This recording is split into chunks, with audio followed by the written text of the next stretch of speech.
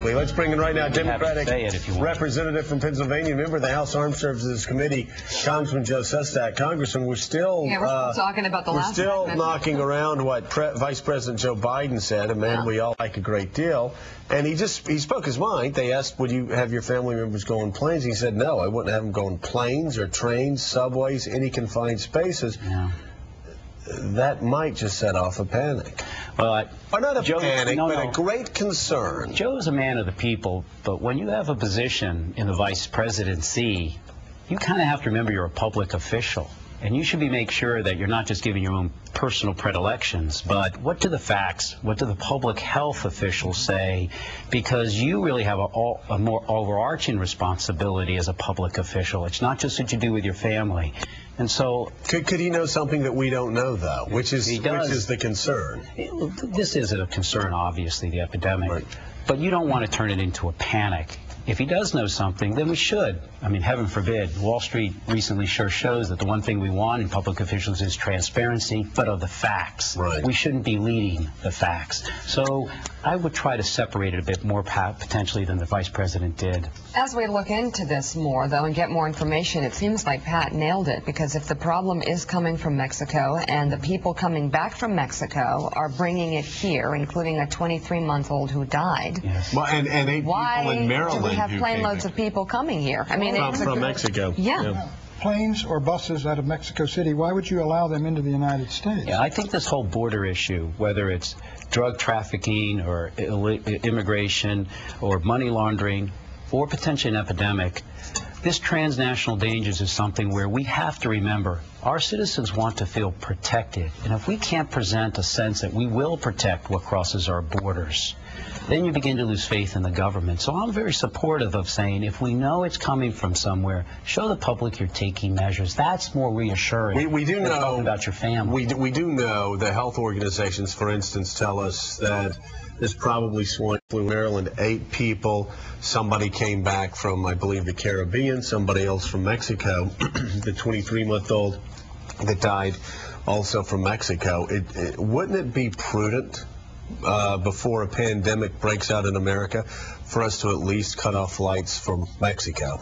Yeah, I think we should seriously look. If we know it's coming across and we can't measure it as it comes across by the right types of monitoring, which can be done by, as you know, those special infrareds to see whatever, if someone has a temperature.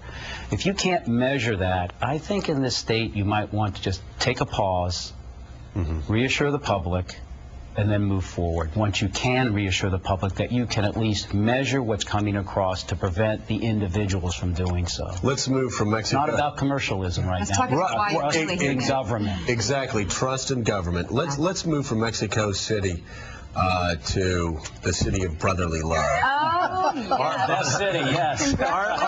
Arlen Specter's hometown. I'm sure you're thrilled that Arlen Specter has joined your party. There's a guy that I understand lost 5 times as a Democrat before switching, just in time to run on Reagan's coattails. I was in high school when he lost his first 5 races. Yeah.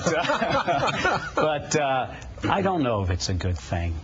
I know what the Washington political establishment has said, but if you know Pennsylvanians, we are really independent. And my grandfather came over with my father. He was a steel worker. We make up our own minds. I wouldn't have won in a 53% district that's 53% Republican, 36% Democrat, unless it was independent-minded.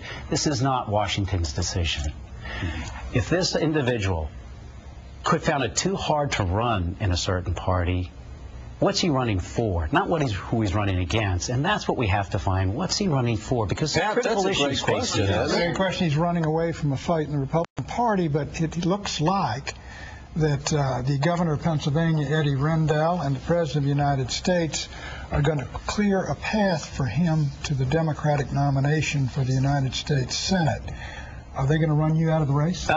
Well, look, I got out of the military after 31 years, 3 years ago, and so I came to my district and told the county chairman that I was going to enter the race. They said, you have to call the DCCC. I said, what's the DCCC? They told me the Democratic Campaign Committee. Now, mind, this was like 3 weeks after I got out of the Navy. Right. So I picked up the phone, called them, and they said, we don't want you in the race. Oh, Lord. The next day they called back to me to verify. So, no, this is an independent decision of what what's best for Pennsylvanians. The guy who's sitting in the Lanark Diner today in Upper Darby, that's how we'll make the decision. I'll wait to see. Exactly. Is he going to be for what we believe in? If it's not good for Pennsylvania, well, then we'll make that decision. Well, we share something in common, because when I said I was going to run in '94, I had the local, state, and national Republican Party seriously trying to kill me. And in the end, it only helped. Makes it exciting. It does. It does. You like when all sides are shooting at the Congressman. Joe Sestak. Make it exciting, Congressman. Make it exciting for us. Thank you. Ron, Tomorrow's another day. All right. Thank you so much for being with us. We always love talking to you. Thanks.